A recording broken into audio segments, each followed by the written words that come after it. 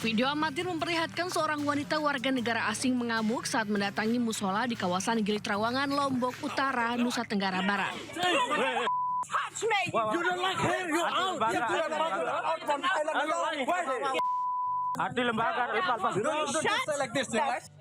Bule tersebut berteriak mengeluarkan kata-kata kasar di depan salah satu musola ketika warga sedang bertadarus malam hari menggunakan pengeras suara.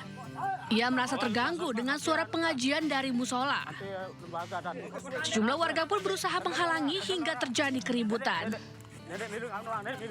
Tapi kalau ini kami merespon harus cepat, karena ini terkait dengan ibadah dan akidah kami sebagai masyarakat yang tentu mayoritas Muslim di Gili Trawangan. Warga pun meminta pihak imigrasi untuk mendeportasi atau memulangkan bule perempuan tersebut karena dinilai tidak menghargai agama dan budaya setempat. Dari Mataram, Hari Kasidi, iNews melaporkan.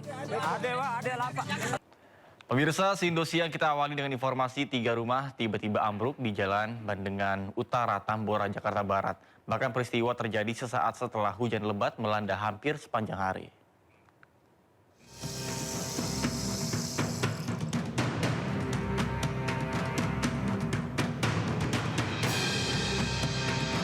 Tiga bangunan permanen dan semi permanen di Bandengan Utara, Tambora, Jakarta Barat ini roboh. Penghuni rumah segera menyelamatkan diri dengan berlari keluar rumah. Peristiwa ini terjadi sesaat setelah hujan lebat yang mengguyur kawasan ini. Material bangunan yang sudah tua dan lapuk ditambah kondisi cuaca diduga menjadi penyebab robohnya rumah warga. Besar dari jam berapa itu? Dari sore sampai hampir pagi. Ini kejadian jam 4 pagi kan? Ada berapa rumah ini Pak yang ambruk Pak? 3 ya? 3 Pak ya. Pada saat hujan itu Pak, ambruknya ada orang nggak Pak di dalam rumah Pak? Nggak ada. Nggak ada Pak. Yang ambruk sebelah sini dulu pertama kali nih. Nah di sini ada yang tidur nih. Cuman dia anaknya sempat bangun, dibangunin papanya. Tidak ada korban jiwa dalam peristiwa ini, sementara penghuni rumah mengungsi ke rumah keluarga dan kerabat. Dari Jakarta, Miftahul Gani, iNews melaporkan. Pemirsa, 2 pasutri pelaku begal terhadap supir taksi online di pintu keluar tol Karangtengah, Tangerang, Banten berhasil ditangkap polisi. Korban yang merupakan mantan pacar salah satu pelaku sengaja dijebak oleh kedua tersangka.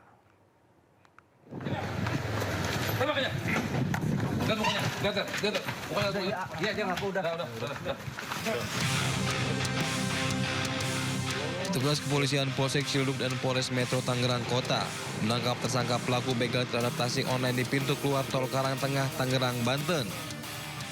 Satu tersangka berinisial DR ditangkap di dekat rumahnya di Parung Koret, Karangtengah. Sementara satu pelaku lain, AS, yang juga istri dari tersangka DR, ditangkap di dalam rumah.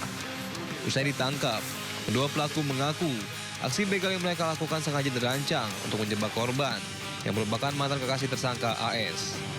Dari tangan kedua tersangka, polisi mengamankan barang bukti 1 unit mobil dan senjata tajam. Pertama-tama, pelaku AS mendatangi si korban, kemudian mengajak ke sebuah penginapan, dan di penginapan di daerah Cengkareng, dan kemudian suami pelaku AS datang dan kemudian membekap korban, kemudian menarik ke dalam mobil. Kemudian mobil dijalankan ke daerah exit tol. Nah, di sana dilakukan eksekusi. Gerbang tol Karangtengah ini mengarah ke Puri. Sebelumnya seorang sopir taksi online ditemukan dalam kondisi penuh luka di pintu keluar tol Karangtengah, Tangerang, Banten. Ia menjadi korban begal yang melibatkan mantan pacar bersama suaminya. Korban dicekik dengan tambang dan ditikam oleh kedua pelaku. Dalam kondisi terluka, korban berhasil kabur di dalam mobil dan meminta pertolongan. Dari Tangerang, Banten, Sukron, iNews melaporkan. Pemirsa, seorang pelajar Madrasah Sanawiyah di Kota Tua, Maluku dianiaya oleh oknum anggota Brimopolda Maluku hingga meninggal dunia. Korban dianiaya lantaran dituduh ikut balap liar.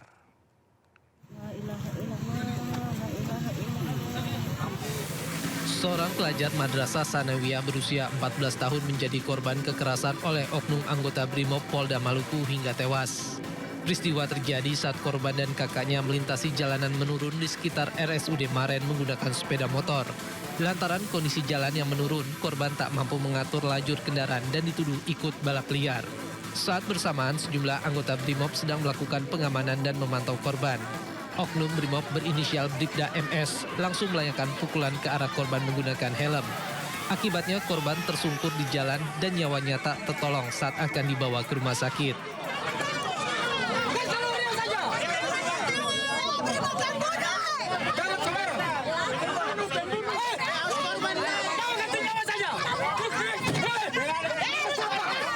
Tewasnya korban memicu kemarahan warga dan keluarga yang langsung mendatangi markas Brimob Tual meminta pelaku segera diadili.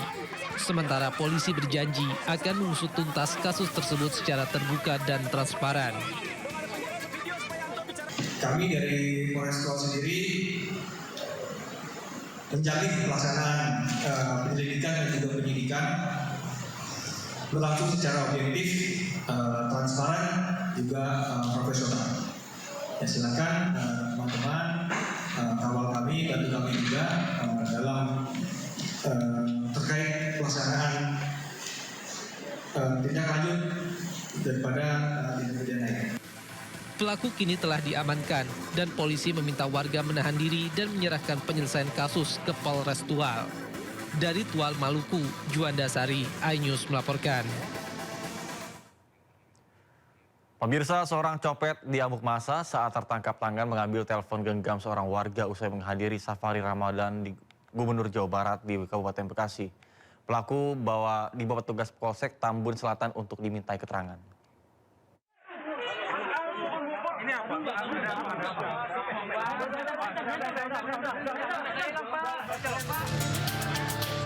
Seorang pencopet tertangkap tangan beraksi di tengah keramaian warga saat acara safari Ramadan yang dihadiri Gubernur Jawa Barat Deddy Mulyadi di Desa Sumberjaya, Tambun Selatan, Kabupaten Bekasi.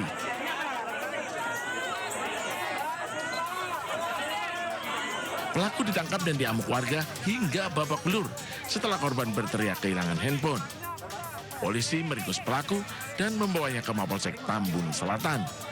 Petugas mengamankan satu orang yang diduga sebagai pencopet atau pencuri handphone para pengunjung. Jadi dia memanfaatkan warga yang berdesak-desakan karena antusiasme atas kehadiran Bapak Gubernur.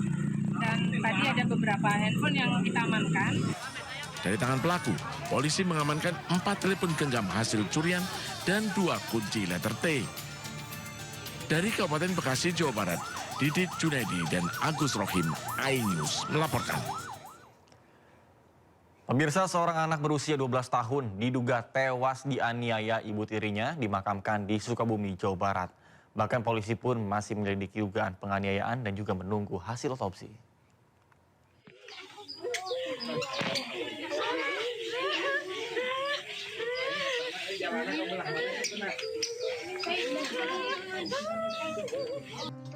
Suasana duka yang mendalam menyelimuti Desa Cipendei, Kecamatan Surade, Kabupaten Sukabumi, Jawa Barat saat jenazah NS 12 tahun tiba di rumah duka. Isak tangis keluarga pecah menyambut kedatangan almarhum setelah menjalani proses autopsi di Rumah Sakit Bayangkara tingkat 2 Setukpa Polri, Kota Sukabumi, Jawa Barat. Tanpa menunggu lama, jenazah langsung disolatkan pihak keluarga dan warga sekitar, kemudian prosesi pemakaman dilangsungkan di tempat pemakaman keluarga Cimandala. Korban meninggal dunia setelah diduga mengalami penganiayaan oleh ibu tirinya hingga mengalami luka dan lebam di sekujur tubuh. Saya pulang ke rumah, pas sampai di rumah, saya kaget melihat kondisi anak saya yang kulitnya pada melepuh. Saya tanya, "Ma, kenapa ini kulitnya siranya seperti ini?" Gitu, dia jawab, "Ini kan sakit panas ya, jadi pada melepuh." Nah, saya pikirnya ya nanti ya udah beli salep gitu. Dibawalah ke rumah sakit gitu. Saya istirahat di kamar, siangnya dia ngomong, "Ya orang ke rumah sakit bawa serajak teh," kata dia juga. Dibawa ke rumah sakit, tidak lama kemudian ini datang. Si ayah datang, Haji Isep, ditanya lah ini anak, gitu ditanya. Ya ngaku dikasih minum air panas.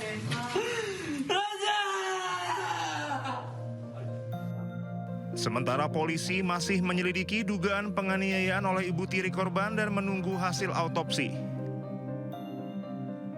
Luka bakar di sekujur tubuhnya, ada di lengan, ada di kaki, di paha kanan, kemudian paha kiri, luka bakar. Kami tidak bisa menyimpulkan apakah itu kekerasan atau tidak, tapi sepertinya terkena panas yang menyebabkan luka bakar. Yang tadi diperiksa adalah dari jantung dan paru. Paru-paru juga tadi ada yang diperiksa karena paru-paru juga agak sedikit membengkak ya. Belum tahu apakah memang itu karena pada korban memang punya penyakit sebelumnya atau tidak. Sebelumnya, sebuah rekaman video memperlihatkan kondisi korban saat kritis hingga viral di media sosial. Diduga ibu tiri korban sempat memukuli dan memaksa korban meminum air mendidih. Remaja 12 tahun ini meninggal pada Kamis malam setelah menjalani perawatan di rumah sakit. Dari Sukabumi, Jawa Barat, Budi Setiawan, iNews melaporkan. Pemirsa, polisi menangkap 2 buronan kelompok kriminal bersenjata yang diduga kerap menebar teror di wilayah Kabupaten Yahukimo, Papua Pegunungan. Penangkapan tersebut menjadi langkah strategis aparat mempersempit ruang gerak kelompok bersenjata.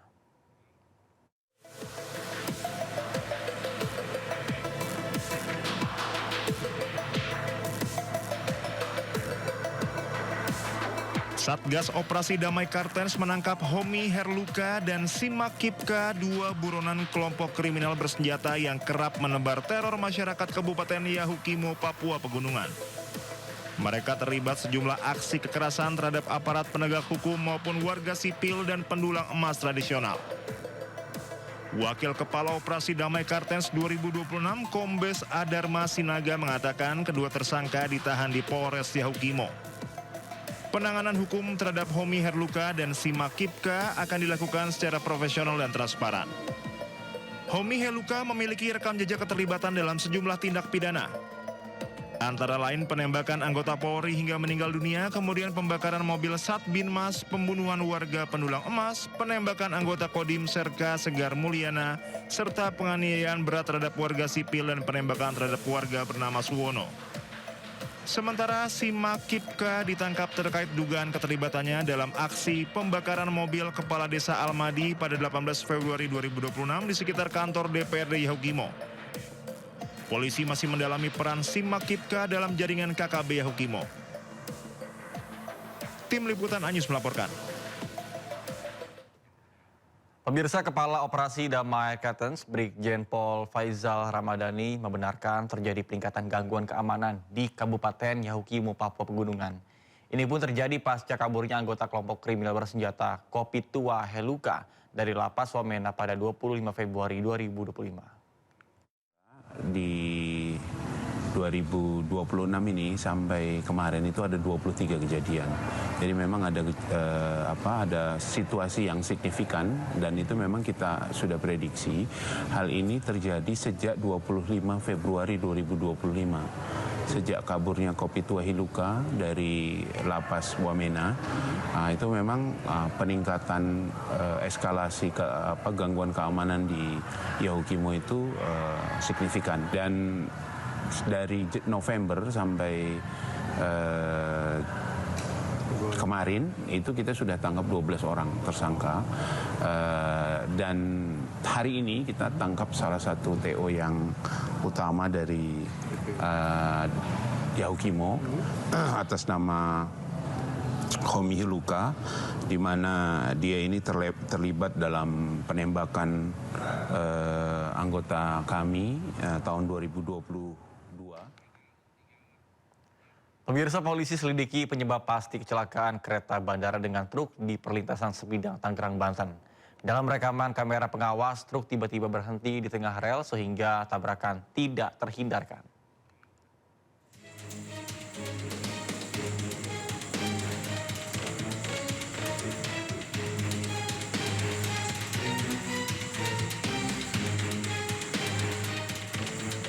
Kamera pengawas merekam detik-detik kereta bandara menabrak truk pengangkut skoci di perlintasan sebidang selepas stasiun Polres Tangerang, Banten.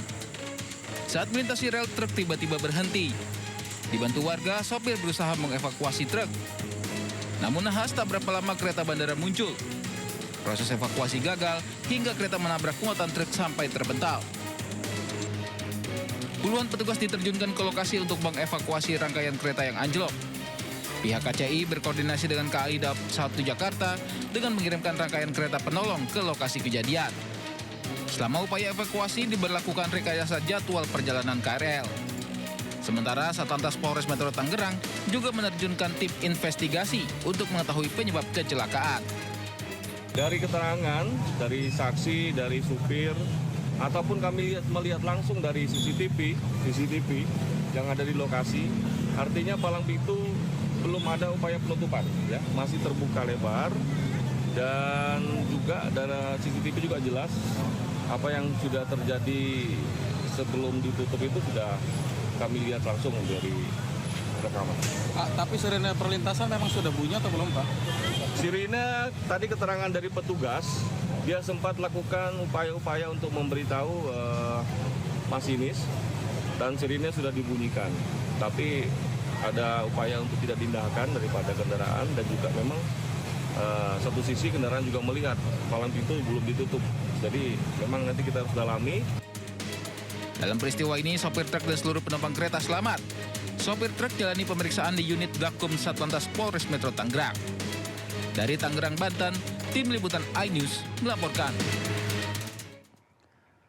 Pemirsa, sudah hampir 3 bulan berlalu sejak banjir bandang dan longsor menerjang Aceh pada 25 November 2025 yang lalu.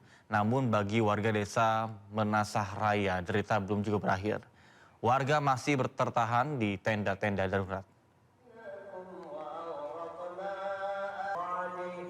Mereka terpaksa mendirikan tenda di kompleks makam Raja-Raja Meredu atau kuburan tepat di samping musola. Bahkan di bulan suci Ramadan ini, warga berbuka puasa dan juga melaksanakan ibadah di dalam tenda-tenda darurat. Di tengah kondisi yang jauh dari kata layak, warga pun memilih bertahan di lokasi pengungsian karena pembangunan hunian sementara atau kuntara yang direncanakan pemerintah hingga kini belum rampung dikerjakan.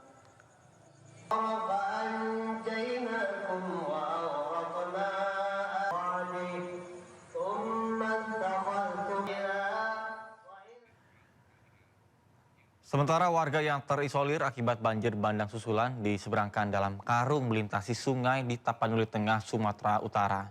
Sementara jenazah harus ditandu akibat jembatan belum dibangun di Gayo Lues, Aceh Tengah. Inilah saudara kami dari CBB harus menyeberang melalui masuk karung. Seorang warga harus masuk ke karung untuk menyeberangi sungai di desa Sibiobio, Sibangun, Tapanuli Tengah akibat arus yang deras pasca banjir bandang. Karung ditarik melalui sling yang membentang selebar sungai.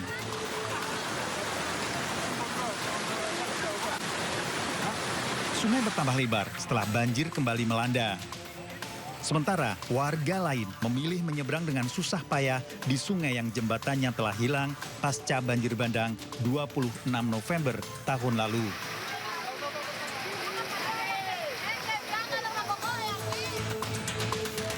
Warga desa Pintu Rime, Gayo Lues memandu jenazah setelah ambulan tak bisa melanjutkan pengantaran akibat jembatan belum dibangun pasca banjir bandang November tahun lalu. Warga harus menyeberangi sungai Pining yang dalam dan berarus deras memindahkan ke ambulan lain. Saat ini belum ada kepastian kapan jembatan darurat akan dibangun. Warga berharap kejadian serupa tak kembali terulang. Tim Liputan Kontributor iNews melaporkan. Pemirsa, pasangan suami istri di Medan, Sumatera Utara memohon bantuan Presiden Prabowo Subianto setelah anaknya dituntut hukuman mati kasus penyelundupan 2 ton sabu. Keluarga tidak terima lantaran anaknya tidak tahu-menahu soal penyelundupan narkoba dan juga baru bekerja 4 hari sebelum ditangkap.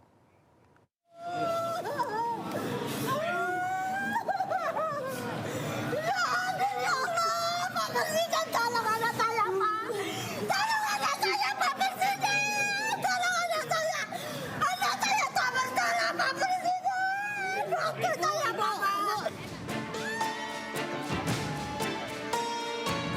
Sambil memeluk anaknya, Fandi Ramadan, tangis Nirwana pecah setelah mendengar tuntutan hukuman mati atas kasus penyeludupan 2 ton sabu di Pengadilan Negeri Batam, Kepulauan Riau.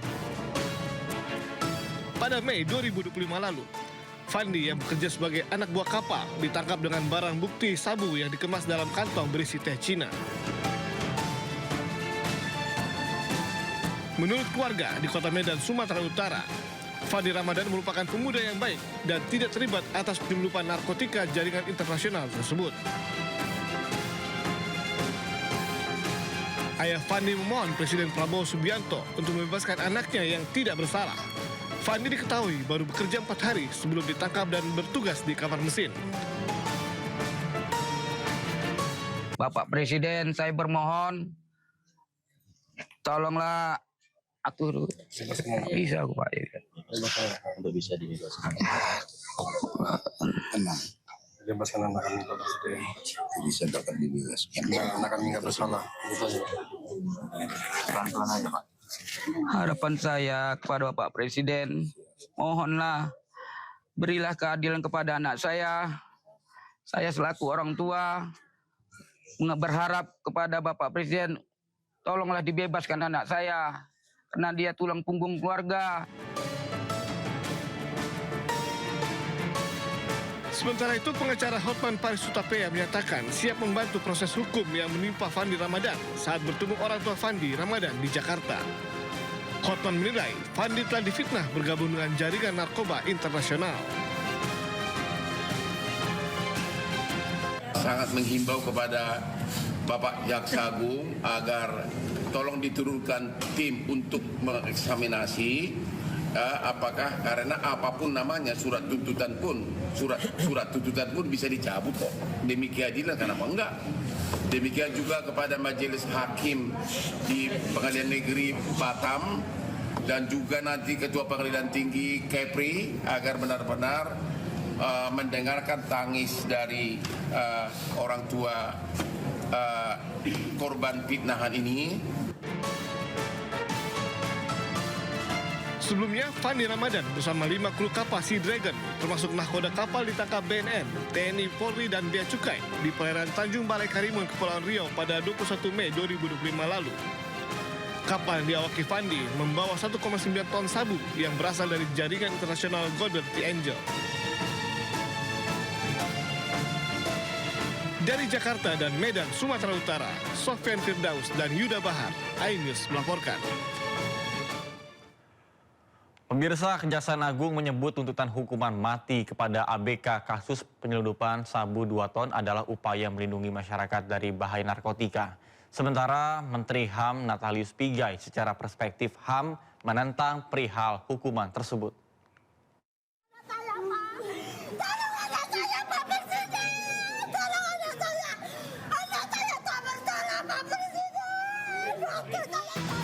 Kejaksaan Agung menjelaskan soal tuntutan hukuman mati kepada anak buah kapal Fandi Ramadan pada kasus penyelundupan sabu 2 ton.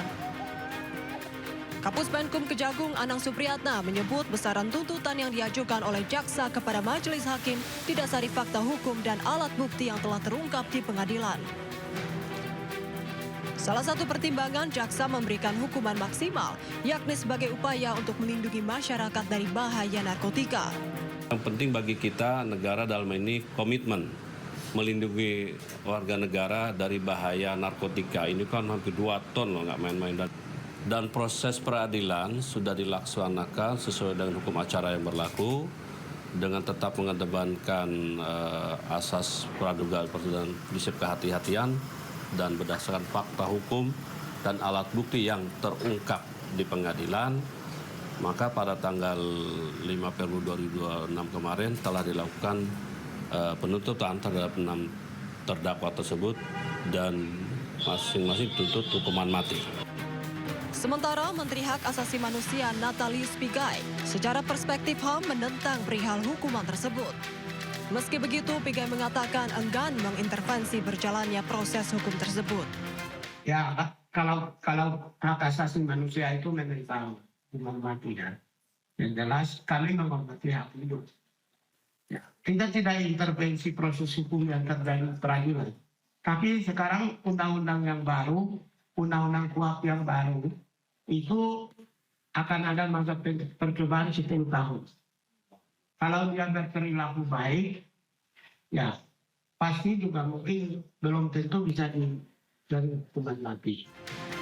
Diketahui sebelumnya Fandi Ramadan yang baru 3 hari kerja dituntut hukuman mati dalam kasus penyelundupan narkotika jenis sabu seberat 2 ton. Tuntutan tersebut dibacakan jaksa dalam persidangan di Pengadilan Negeri Batam. Tim Liputan iNews melaporkan. Pemirsa, ibu anak buah kapal Fandi Ramadan yang dituntut hukuman mati karena diduga edarkan narkoba menangis histeris dan menegaskan anaknya tidak terlibat. Sementara itu pengacara Hotman Paris meminta perhatian Presiden Prabowo Subianto terkait dengan kasus tersebut. Di mana salahnya? Makanya saya nggak terima anak saya.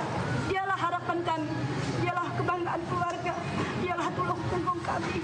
Cita-citanya terlalu berat sama adiknya, terlalu tinggi sama adiknya. Bahkan adiknya pun ditanggunginya. Gaji dia pun 2,5 juta sebelum naik kapal Thailand ini pun dikirimnya sama saya untuk bantu adik-adiknya sekolah.